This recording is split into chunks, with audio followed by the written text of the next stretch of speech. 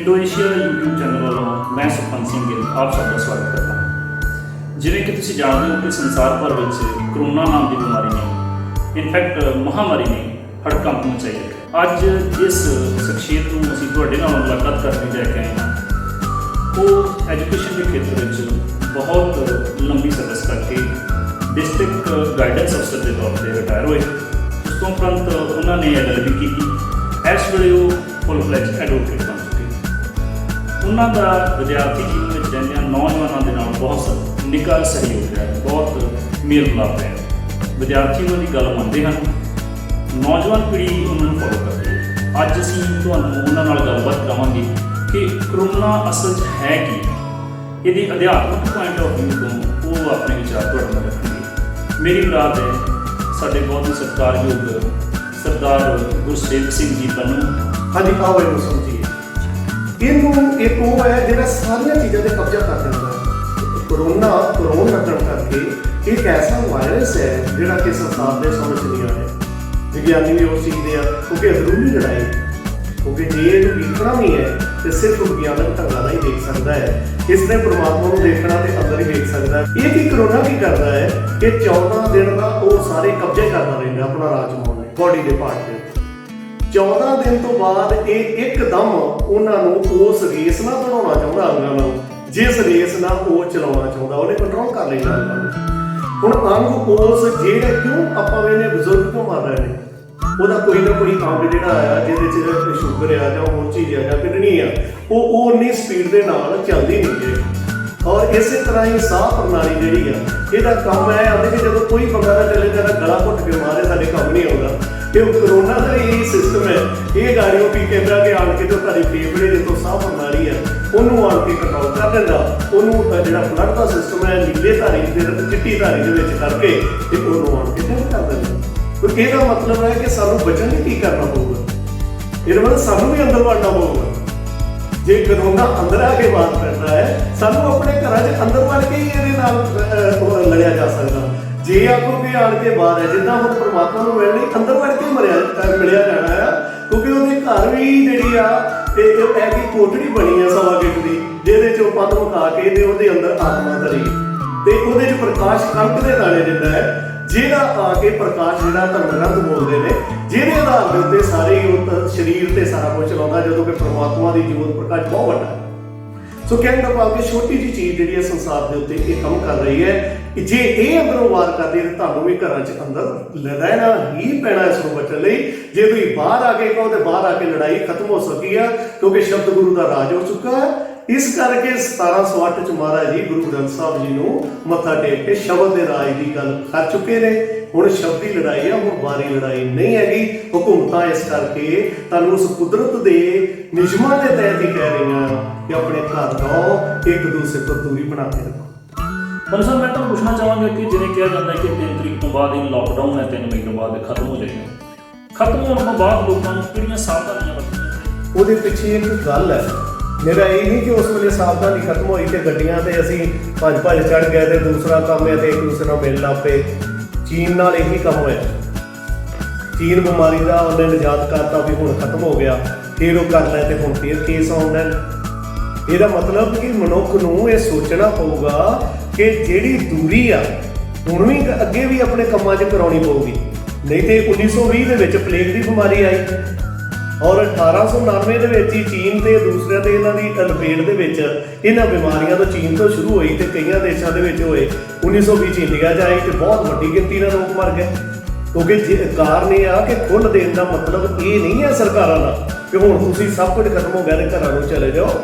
ਕੋਈ ਵੀ ਬੰਦਾ ਜਿਹੜਾ ਗ੍ਰਸਤ ਹੋਇਆ ਆ ਉਹਦੇ ਵਿੱਚ ਉਹਦੀ ਇਮਿਊਨਿਟੀ ਪਾਵਰ ਦੀ ਜਾਂ ਤਾਂ ਉਹਨੂੰ ਉਸ ਲਾਈਨ ਨੂੰ ਚੱਲੇ, ਅਧਿਆਤਮਕ, ਆਤਮਕ ਤੇ ਸਰੀਰਕ ਸਾਰੀ ਇਮਿਊਨਿਟੀ ਪਾਵਰ ਜਿਹੜੀ ਆ ਉਹਨੂੰ ਵਧਾਉਣ ਦੀ ਲੋੜ ਆ। ਤੀਜਾ, ਇਹਦੇ ਵਿੱਚ ਫਿਰ ਜਿਹੜਾ ਆ ਇਹ ਸੋਚਣਾ ਪਊਗਾ ਆਪਣੇ ਡਿਸਟੈਂਸ ਨੂੰ, ਆਪਣੇ ਜਿਹੜੇ ਬਗੈਰ ਕੰਮਾਂ ਤੋਂ ਇੱਧਰ ਉੱਧਰ ਫਿਰਨਾ, ਇਹ ਸਾਰੀ ਚੀਜ਼ ਫਿਰ ਉਸ ਤੋਂ ਬਾਅਦ ਜੇ ਲੋਕ ਸੋਚਣਗੇ ਤੇ ਬਿਮਾਰੀ ਦੀ ਰੋਕ ਹੋ ਜੂਗੀ। ਨਹੀਂ ਤੇ ਵਰਨਾ ਇਹ ਦੁਬਾਰਾ ਰਿਜ਼ਲਟ ਵੀ ਹੋ ਸਕਦੇ ਨੇ, ਕਿਉਂਕਿ ਇਹ ਐਡੀ ਛੋਟੀ ਨਹੀਂ ਬਿਮਾਰੀ ਕਿ ਜਿਹੜੀ ਅੰਦਰ ਖਤਮ ਹੋ ਗਈ ਆ। ਸਾਨੂੰ ਇਹ ਸਾਵਧਾਨੀ ਕਰਨੀ ਪਊਗੀ, ਫਿਰ ਕਾਮਯਾਬ ਹੈ, ਨਹੀਂ ਤੇ ਨਹੀਂ। ਠੀਕ ਹੈ। ਹਾਂਜੀ, ਇੱਕ ਹੋਰ ਬੜੀ ਵੱਡੀ ਲੋੜ ਹੈ। ਲੋੜ ਕੀ ਹੈ ਕਿ ਇਹ 'ਚੋਂ ਅਸੀਂ ਸਬਕ ਕੀ ਸਿੱਖਿਆ? ਇੱਕ ਸਾਨੂੰ ਪਰਿਵਾਰਕ ਜੀਵਨ, ਪਰਿਵਾਰ ਦੇ ਨਾਲ ਰਹਿਣ ਦਾ ਮੌਕਾ। ਇਹ ਇੱਕ ਸਾਨੂੰ ਅੱਗੇ ਇਹ ਸੁਧਾਰ ਕਰਨ ਦੀ ਜੋ ਗਵਰਨਮੈਂਟ ਨੇ ਇਹ ਕੀਤਾ ਆ, ਜਾਂ ਕਰੋਨਾ ਨੇ ਸਾਨੂੰ ਘਰਾਂ 'ਚ ਵਾੜਿਆ, ਗਵਰਨਮੈਂਟ ਨੇ ਹਦਾਇਤਾਂ ਦਿੱਤੀਆਂ ਸੀ, ਉਹਦੀ ਪਾਲਣਾ ਕੀਤੀ, ਹੁਕਮ ਮੰਨਿਆ, ਤੇ ਸਾਨੂੰ ਫਾਇਦਾ ਕੀ ਹੋਇਆ ਪਰਿਵਾਰਕ ਜੀਵਨ 'ਚ ਬੈਠਣ ਦਾ? ਨਹੀਂ ਤੇ ਭੱਜ ਦੌੜ ਦੇ ਵਿੱਚ ਨਿਰਾ ਪੈਸਾ ਕਮਾਉਣ 'ਚ ਅਸੀਂ ਵੜਦੇ ਹੀ ਨਹੀਂ ਸਨ। ਦੂਜਾ, ਸਾਨੂੰ ਸਬਕ ਦਿੱਤਾ ਆ, ਐਵੇਂ ਫਜ਼ੂਲ ਜਿਹੜੇ ਪੈਸੇ ਦਾਜ ਦੇਣ ਲੈਣ ਦੇ ਲੋਕਾਂ ਦੇ ਵਿੱਚ ਕੁੜੀਆਂ ਧੀਆਂ ਭੈਣਾਂ ਦੇ ਤਲਾਕਾਂ ਦੀ ਜਿਹੜੀ ਗਿਣਤੀ ਵਧੀ ਹੈ, ਇਹ ਕੰਮ ਨੂੰ ਗਾਂ ਆਪਾਂ ਨੂੰ ਛੱਡੀਏ। ਤੀਸਰਾ, ਵੱਡੇ ਵੱਡੇ ਮਕਾਨਾਂ ਦੇ ਕੰਮ ਇਹ ਬੰਦ ਕਰੀਏ। ਚੌਥਾ, ਅਸੀਂ ਆਣ ਕੇ ਜਿਨ੍ਹਾਂ ਨਾਲ ਹੁਣ ਪੈਲਸਾਂ 'ਚ ਡਾਂਸ ਕਰਦੇ ਆ, ਕਿੰਨੀਆਂ ਕੁੜੀਆਂ ਮਰੀਆਂ, ਠੀਕ ਹੈ, ਨਸ਼ਿਆਂ ਦਾ ਕੰਮ ਜਿਹੜਾ ਉਹ ਬੰਦ ਕਰੀਏ। ਤੀਸਰਾ, ਐਵੇਂ ਪੰਡਤਾਂ ਪਾਉਂਦੇ ਆ ਜਾਦੂ ਟੂਣਿਆਂ ਦਾ, ਕਿ ਕਿਸੇ ਦਾ ਜਾਦੂ ਨਹੀਂ ਚੱਲਿਆ, ਕਿਸੇ ਬੰਦੇ ਦੇ ਮਗਰ ਲੱਗਣ ਦੀ ਲੋੜ ਨਹੀਂ, ਇਹ ਸਭ ਕੁਝ ਸਿੱਖ ਲਈਏ। ਕਿਉਂਕਿ ਇਹਨਾਂ ਚੀਜ਼ਾਂ ਦੇ ਅਸੀਂ ਪੈਸਾ ਜਿਹੜਾ ਵੇਸਟ ਕਰੀ ਜਾਂਦੇ, ਉਹਦੇ ਵਾਸਤੇ ਅੰਨ੍ਹੇਵਾਹ 2 ਨੰਬਰ ਦਾ ਪੈਸਾ ਕਮਾਉਣ ਦੀ ਕੋਸ਼ਿਸ਼ ਕਰਦੇ ਆ ਵੀ ਹੋਰ ਆ ਜੇ ਤੇ ਲੈ ਜਾਂਦੇ ਆ ਉਹ ਲੋਕ। ਤਾਂ ਇਹ 'ਚ ਇੱਕ ਸਬਕ ਆ ਸਾਡੇ ਲਈ ਕਿ ਜੇ ਸਾਡੇ ਕੋਲ ਪੈਸਾ ਜ਼ਿਆਦਾ ਤੇ ਆਪਣੀ ਸਰਕਾਰਾਂ ਨੂੰ ਲਾਈਏ ਤੇ ਪਰਮਾਤਮਾ ਵੱਲ ਧਿਆਨ ਦਈਏ, ਕਿਉਂਕਿ ਹੁਣ ਰਾਸ਼ਟਰਪਤੀ ਰਾਜ ਅਕਾਲ ਪੁਰਖ ਦਾ ਲਾਗੂ ਹੋ ਗਿਆ ਹੈ। ਅਕਾਲ ਪੁਰਖ ਰਾਸ਼ਟਰਪਤੀ ਹੈ, ਸ਼ਬਦ ਉਹਦਾ ਜਿਹੜਾ ਉਪ ਰਾਸ਼ਟਰਪਤੀ ਹੈ, ਤੇ ਗੁਰੂ ਪੀਰ ਪੈਗੰਬਰ ਪ੍ਰਧਾਨ ਮੰਤਰੀ ਹੈ। ਤੇ ਜਦੋਂ ਰਾਸ਼ਟਰਪਤੀ ਤਿੰਨਾਂ ਗੱਲਾਂ ਤੇ ਐਮਰਜੈਂਸੀ ਲੱਗਦੀ ਹੈ। ਪਹਿਲੀ ਐਮਰਜੈਂਸੀ ਆ ਕਿ ਅਰਥ ਵਿਵਸਥਾ ਖਰਾਬ ਹੋ ਜੇ, ਦੂਜੀ ਐਮਰਜੈਂਸੀ ਅੰਦਰੂਨੀ ਗੜਬੜ, ਚੌਥੀ ਹੈਗੀ ਆ ਬਾਹਰੀ ਗੜਬੜ। ਹੁਣ ਆਪਣੀ ਅੰਦਰੂਨੀ ਗੜਬੜ ਵੀ ਬਹੁਤ ਆ, ਰੱਬ ਦਾ ਕਿਤੇ ਆਪਣਾ ਧਿਆਨ ਹੀ ਨਹੀਂ, ਤੇ ਬਾਹਰਲੀ ਵੀ ਗੜਬੜ ਆ ਵੀ ਇੱਕ ਦੂਸਰੇ ਨਾਲ ਅਸੀਂ ਮਾਰਨਾ ਆ, ਕੀ ਕਰਨਾ ਆ। ਤੇ ਤੀਜੀ ਗੜਬੜ ਆ ਸਾਡੀ ਜਿਹੜੀ ਧਨ ਦੀ ਦੌੜ ਦੀ। ਇਹ ਤਿੰਨੇ ਐਮਰਜੈਂਸੀਆਂ ਘੇਰੀ ਅਕਾਲ ਪੁਰਖ ਨੇ ਲਾਤੀਆਂ। ਹੁਣ ਅਕਾਲ ਪੁਰਖ ਦਾ ਰਾਜ ਚਾਲੂ ਹੋ ਚੁੱਕਾ ਤੇ ਰਾਸ਼ਟਰਪਤੀ ਰਾਜ ਦੇ ਵਿੱਚ ਫਿਰ ਉਹਦੇ ਰੂਲ ਅਡਾਪਟ ਕਰਨੇ ਪੈਂਦੇ ਭਾਈ। ਤਾਂ ਸਾਰੇ ਮੇਰੇ ਨੂੰ ਬੇਨਤੀ ਆ ਕਿ ਅਕਾਲ ਪੁਰਖ ਦਾ ਰਾਜ ਜੋ ਜਿਹਦੇ ਕਰਕੇ ਉਹਨੇ ਝਟਕੇ ਜੀ ਸਾਰਿਆਂ ਦੇ ਕੰਮ ਉਹ ਮਾਰੇ ਆ, ਜਿਹੜੇ ਕਹਿੰਦੇ ਸੀ ਆਹ ਹੋਣਗੇ ਸਭ ਦਾ, ਇੱਕ ਝਟਕੇ ਜੀ ਸਾਰਿਆਂ ਦੇ ਜਿਹੜੇ ਲੰਮੀਆਂ ਲਾਈਨਾਂ ਜਿਹੜੀਆਂ ਡੇਰਿਆਂ ਤੇ ਲੱਗਦੀਆਂ ਸੀ, ਉਹ ਇੱਕਦਮ ਚ ਉਹਨੇ ਸਾਰੇ ਬੰਦ ਕਰਤੇ ਵੀ ਮੈਂ ਅੰਦਰ ਆ। ਫਿਰ ਪੰਡਤਾਂ ਦੀਆਂ ਲਾਈਨਾਂ ਉਹ ਬੰਦ ਕਰ ਦਿੱਤੀਆਂ ਕਿ ਝਟਕੇ ਜੀ, ਇੱਕ ਝਟਕੇ ਜੀ ਜਿਹੜੇ ਆਉਂਦੇ ਸੀ ਕਿ ਸਵੇਰ ਨੂੰ ਬਿਮਾਰੀਆਂ ਠੀਕ ਕਰਦੇ, ਸਭ ਪੁੱਟਾਂ 'ਚ ਵੜੇ ਪਏ ਨੇ। ਪੰਨੂ ਸਾਹਿਬ, ਤੁਸੀਂ ਇਹ ਵੀ ਜ਼ਰੂਰ ਦੱਸੋ ਕਿ ਜਿਵੇਂ ਦੁਨੀਆ ਦੇ ਵਿਕਸਿਤ ਮੁਲਕਾਂ ਦੇ ਵਿੱਚ ਕਰੋਨਾ ਦੀ ਬਿਮਾਰੀ ਨੇ ਬਹੁਤ ਕਹਿਰ ਮਚਾਇਆ, ਭਾਰਤ ਸਾਡਾ ਜਿਹੜਾ ਉਹ ਅਜੇ ਵੀ ਪਰਮਾਤਮਾ ਦੀ ਕਿਰਪਾ ਸਦਕਾ ਬਚਾਅ ਵਿੱਚ ਚੱਲ ਰਿਹਾ ਹੈ। ਤੁਸੀਂ ਕੀ ਸਮਝਦੇ ਹੋ ਕਿ ਇਹਦਾ ਮੁੱਖ ਕਾਰਨ ਕੀ ਹੋ ਸਕਦਾ ਹੈ? ਬਹੁਤ ਵਧੀਆ ਸਵਾਲ ਹੈ ਜੀ। ਇਮਿਊਨਿਟੀ ਪਾਵਰ ਦਾ ਕਾਰਨ ਕੀ ਹੈ? ਹਿੰਦੁਸਤਾਨ ਦੀ ਸੰਸਕ੍ਰਿਤੀ ਨੂੰ ਦੇਖਿਆ ਜਾਂਦਾ ਤੇ ਦੁਨੀਆ ਦੇ ਸਭ ਤੋਂ ਜ਼ਿਆਦਾ ਗ੍ਰੰਥ ਇੱਥੇ ਲਿਖੇ ਗਏ। ਇੱਥੇ ਹੀ ਨਾਲੰਦਾ ਯੂਨੀਵਰਸਿਟੀ ਵਰਗੀ ਦੁਨੀਆ ਨੂੰ ਸਿੱਖਿਆ ਦੇਣ ਵਾਲੀ ਯੂਨੀਵਰਸਿਟੀ ਰਹੀ ਆ ਸਮੇਂ ਦੇ ਮੁਤਾਬਕ।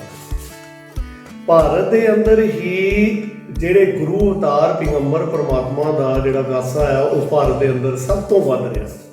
ਇਹਦੇ ਕਾਰਨ ਕਰਕੇ ਸਿੱਖਿਆਵਾਂ ਤੇ ਇਤਿਹਾਸ ਕਾਰਨ ਕਰਕੇ ਇੱਥੇ ਨਸ਼ਿਆਂ ਦਾ ਪ੍ਰਭਾਵ ਨਹੀਂ।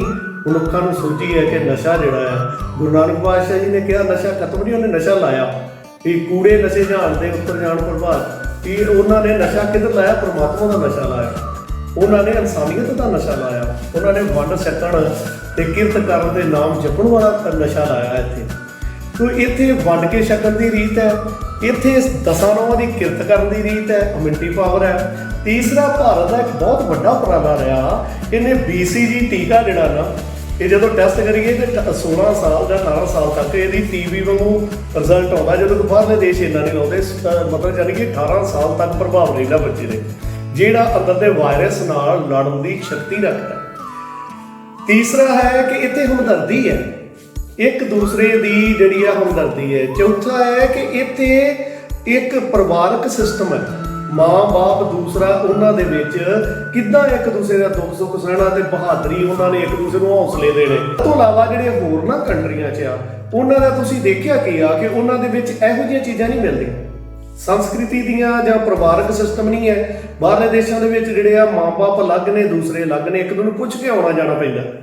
ਜਦੋਂ ਕਿ ਇੱਥੇ ਪਰਿਵਾਰਕ ਅਖੀਰ ਮਰਨ ਤੱਕ ਜਿਹੜਾ ਉਹਨਾਂ ਦੇ ਨਾਲ ਆ ਤੇ ਉਹਨਾਂ ਤੋਂ ਕੋਈ ਨਾ ਕੋਈ ਪੁਰਾਣੇ ਬਜ਼ੁਰਗਾਂ ਤੋਂ ਉਹਨਾਂ ਦੇ ਤਜਰਬੇ ਮਿਲਦੇ ਰਹਿੰਦੇ ਨੇ, ਹੌਸਲੇ ਮਿਲਦੇ। ਇਮਿਊਨਿਟੀ ਸਿਸਟਮ ਦੇ ਵਿੱਚ ਸਭ ਤੋਂ ਵੱਡੀ ਜਿਹੜੀ ਚੀਜ਼ ਵੇਖੀ ਜਾਂਦੀ ਆ ਉਹ ਕੀ ਹੈ ਕਿ ਭਾਰਤ ਦੇ ਅੰਦਰ ਜਿੱਦਾਂ ਬਹੁਤ ਸਾਰੇ ਲੋਕ ਉਹ ਚਾਹ ਵੀ ਨਹੀਂ ਪੀਂਦੇ, ਤੰਬਾਕੂ, ਸਿਗਰਟ, ਬੀੜੀ, ਭੰਗ, ਪੋਸਟ, ਸਮੈਕ, ਇਹ ਜਿਹੜੀਆਂ ਚੀਜ਼ਾਂ ਇਹ ਭਾਰਤ ਦੇ ਵਿੱਚ ਲੋਕ ਬਹੁਤ ਹੱਦ ਗਿਣਤੀ ਦੇ ਵਿੱਚ ਵੀ ਨਹੀਂ ਲੈਂਦੇ ਹੈਗੇ, ਕਿਉਂਕਿ ਜ਼ਿਆਦਾਤਰ ਉਹਨਾਂ ਨੂੰ ਇਹ ਚੀਜ਼ ਦੀ ਸੋਝੀ ਹੈਗੀ ਆ ਕਿ ਇਹ ਜਿਹੜੇ ਨਸ਼ੇ ਆ ਲੈ ਕੇ ਸਾਡੇ ਇਮਿਊਨਿਟੀ ਸਿਸਟਮ ਕੀ ਆ ਕਿ ਸਾਡੇ ਤੇ ਉਹ ਚੀਜ਼ ਘਟਦੀ ਹੈ। ਤੇ ਇਹ ਸਾਡੀ ਇਮਿਊਨਿਟੀ ਪਾਵਰ ਵਧਣ ਦਾ ਇੱਕ ਵੱਡਾ ਕਾਰਨ ਹੈ ਇੰਡੀਆ ਦੇ ਲੋਕਾਂ ਦੇ ਵਿੱਚ, ਜਦੋਂ ਕਿ ਵਿਦੇਸ਼ਾਂ ਦੇ ਵਿੱਚ ਇਹ ਗੱਲ ਨਹੀਂ ਹੈਗੀ। ਇੱਕ ਹੋਰ ਮੈਂ ਗੱਲ ਕਰਾਂ ਕਿ ਵਿਦੇਸ਼ਾਂ ਦੇ ਵਿੱਚ ਜਿਹੜੀ 18 ਸਾਲ ਤੋਂ ਬਾਅਦ ਬੱਚਾ ਜਿਹੜਾ ਹੈ ਉਹਨੂੰ ਮਾਂ-ਬਾਪ ਆਉਂਦੇ ਵੀ ਤੂੰ ਹੁਣ ਜਾ ਆਪਣੀ ਕਮਾਈ ਕਰ, ਉਹਨੂੰ ਸਰਕਾਰੀ ਸਮਝਾਉਣ ਲਈ, ਉਹਦੇ ਉੱਤੇ ਨਿਗਾਹ ਕਰਨ ਲਈ ਕੋਈ ਕੈਮਰਾ ਫਿੱਟ ਨਹੀਂ ਹੈ। ਉਹ ਆਪਣੇ ਫੈਸਲੇ ਲੈਣੇ ਆ, ਲੇਕਿਨ ਉਹ ਗਲਤ ਵੀ ਲੈ ਸਕਦਾ ਸਕਦੀ। ਇੱਥੇ ਪਿੱਛੇ ਪੈਰਵਾਈ ਹੈ ਸਮਾਜ ਦੀ ਵੀ, ਦੂਜੇ ਦੀ ਵੀ। ਉਹਦੀ ਇਮਿਊਨਿਟੀ ਪਾਵਰ ਜਿਹੜੀ ਆ ਉਹ ਕੰਮ ਕਰਨ ਦੇ ਵਿੱਚ ਪ੍ਰੇਰਤਾ ਕਰਦਾ ਹੈ, ਔਰ ਉਸ ਪਲ ਨੂੰ ਸਮਾਜ ਵੀ ਕਹਿੰਦਾ ਕਿ ਤੂੰ ਵਿਹਲਾ ਕਿਉਂ ਕਰਦਾ, ਆਹ ਕੰਮ ਕਰ ਲਈਏ। ਉਹ ਹਰ ਤਰ੍ਹਾਂ ਦਾ ਕੰਮ ਕਰਨ ਦੇ ਵਿੱਚ ਉਹਦੇ ਵਿੱਚ ਸ਼ਕਤੀ ਤੇ ਤਾਕਤ ਆਉਂਦੀ ਹੈ। ਤੇ ਇਹ ਇੱਕ ਹੋਰ ਕਾਰਨ ਬੜਾ ਵੱਡਾ ਜਿਹੜਾ ਸੋਚਣ ਦੀ ਲੋੜ ਆ ਕਿ ਉਹਦੇ 'ਚ ਜਿਹੜੇ ਪਰਿਵਾਰਕ ਝਗੜੇ ਜਾਂ ਇਨਸਾਨਾਂ ਦੇ ਝਗੜੇ ਇੰਡੀਆ ਤੋਂ ਬਾਹਰ ਬਹੁਤ ਜ਼ਿਆਦਾ। ਉਹਦਾ ਕਾਰਨ ਹੈ ਕਿ ਤਣਾਅ, ਇਹ ਜਿਹੜਾ ਉਹਦਾ ਹੱਲ ਹੀ ਨਾ ਲੱਭਣਾ। ਲੇਕਿਨ ਇੰਡੀਆ ਦੇ ਵਿੱਚ ਇਹ ਇੱਕ ਬੜੀ ਵੱਡੀ ਗੱਲ ਆ, ਇੱਥੇ ਪਰਿਵਾਰਕ ਦੇ ਤੌਰ ਤੇ ਹੀ ਕਈ ਫੈਸਲੇ ਨਜਿੱਠੇ ਜਾਂਦੇ ਆ, ਔਰ ਉਹਦੇ ਬਾਰੇ ਜਿਹੜੇ ਆ ਉਹ ਉਹਨਾਂ ਨੂੰ ਸੁਝਾਅ ਵੀ ਦਿੰਦੇ ਆ, ਤੇ ਬੱਚੇ ਉਹ ਮੰਨਦੇ ਵੀ, ਜਿਹਦੇ ਕਾਰਨ ਕਰਕੇ ਹੁਣ ਤਲਾਕਾਂ ਦੀ ਨੌਬਤ ਜੇ ਵੇਖੋ ਤੇ ਇੰਡੀਆ ਤੋਂ ਬਾਹਰ ਜਿਹੜੀ ਭਾਵੇਂ ਸਾਡੇ ਵੀ ਹੈਗੇ, ਲੇਕਿਨ ਉੱਥੇ ਇਹਦੇ ਤੋਂ ਕਈ ਗੁਣਾ ਵੱਧ ਤਲਾਕ ਹੋ ਜਾਂਦੇ ਨੇ। ਕਈ ਵਾਰੀ ਇਹਨਾਂ ਚੀਜ਼ਾਂ ਤੋਂ, ਝਗੜਿਆਂ ਤੋਂ, ਅਟੈਂਸ਼ਨ ਤੋਂ ਇਹ ਚੀਜ਼ ਬਹੁਤ ਆ ਬਾਹਰ।